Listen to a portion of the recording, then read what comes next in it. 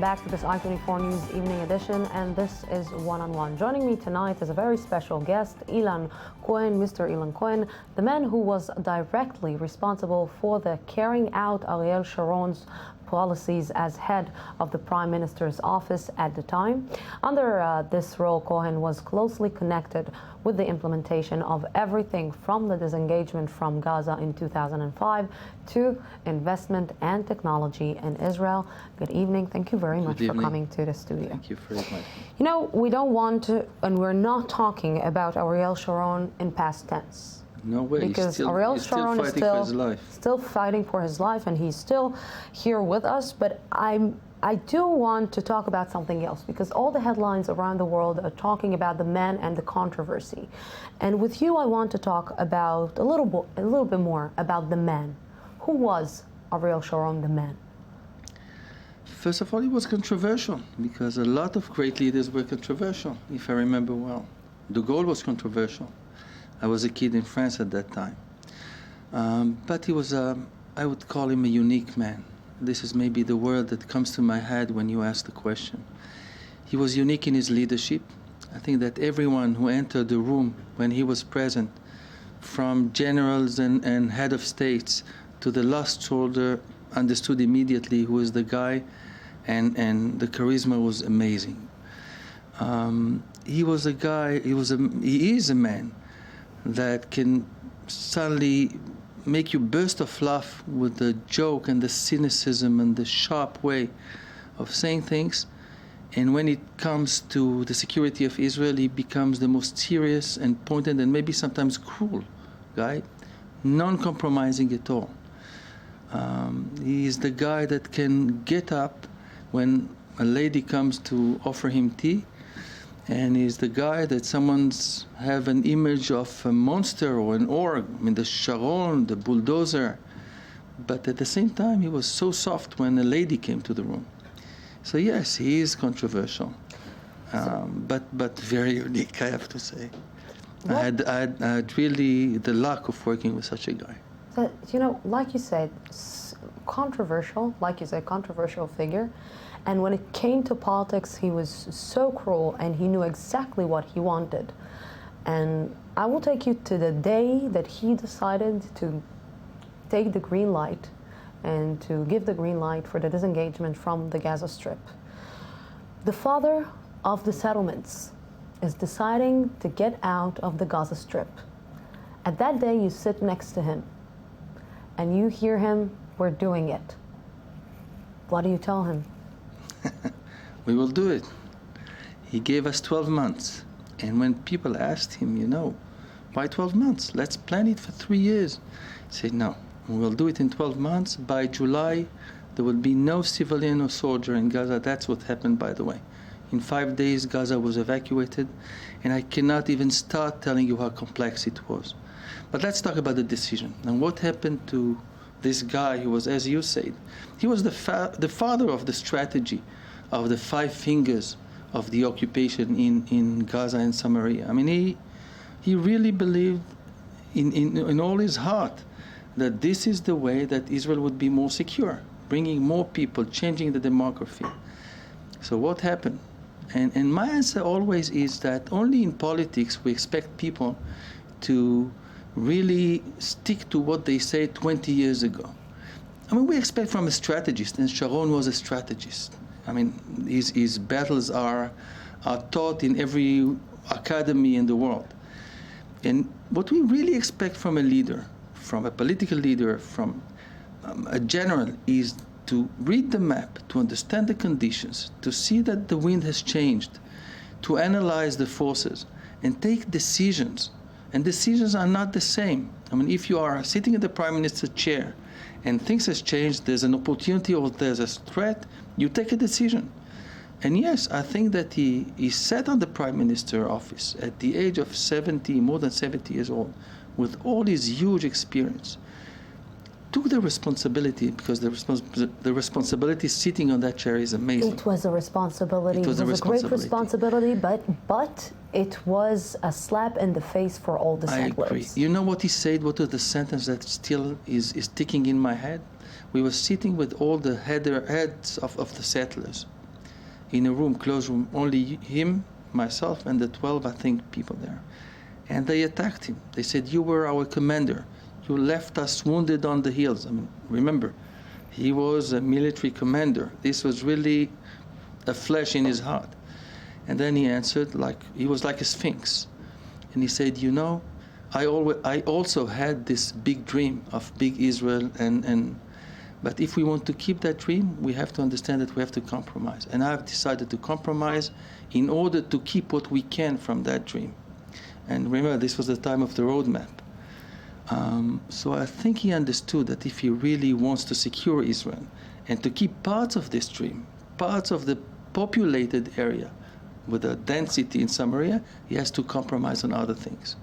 When you get to a decision that it's so big and contradicts everything that you ever said, this is not the kind of decision that you take just one day. This is something that is it's something that is cooked in your heart and is cooked.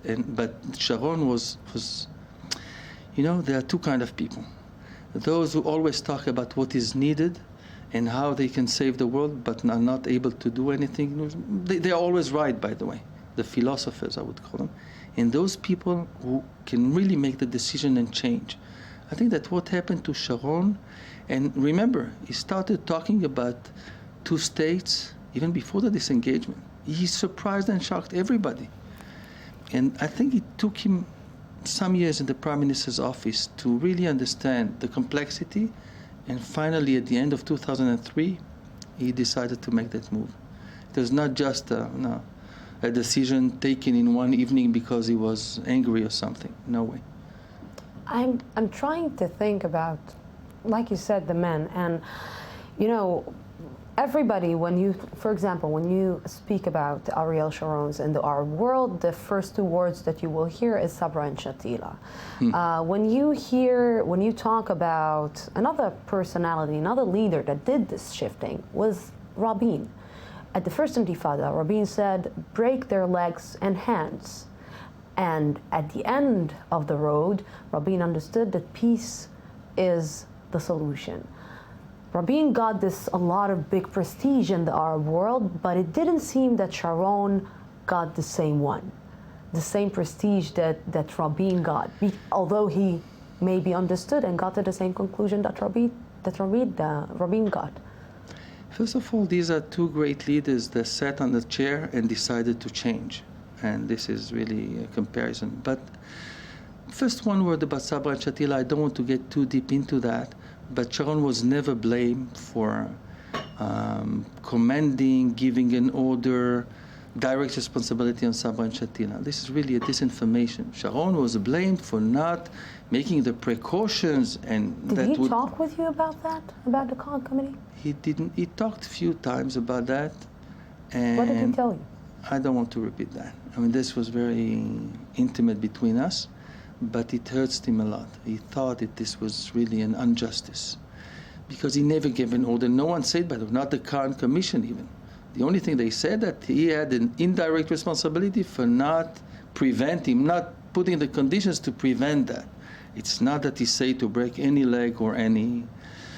But you're right. I mean, on one hand, the right-wing military commander Sharon changed his ways. And again, I say, you're expecting a leader to change. You're expecting the leader to take decisions according to what's going on, and not to stick to 20 years or 30 years to beliefs that he had when he was younger. It's nonsense. And I think that this is maybe the great virtue of Sharon, the ability to change, to take decisions. Well, you know, take the immigration from Russia. 1 million people in less than a few years, sometimes 30,000 in every month. It's amazing. On a population of 6 million people, 20% of the population is coming without knowing the language, without having a property, without having a house. And no one slept in the street because Sharon, instead of crying and mourning, said, look, we are doing that, and sometimes on the limit of what is correct in a bureaucracy, let's call it that way. But the fact is that more than 1 million people within few years came to Israel and no one slept in the street. This is what you expect from a leader. Take a decision, move. Take the wheel at your hands. You know, when you take such hard decisions, you sometimes end up alone. It's a lonely task to be a prime minister in Israel, I have to tell you. Did he feel alone towards the end? He felt alone sometimes. I mean, as you mentioned, he turned, to the other direction against the Likud.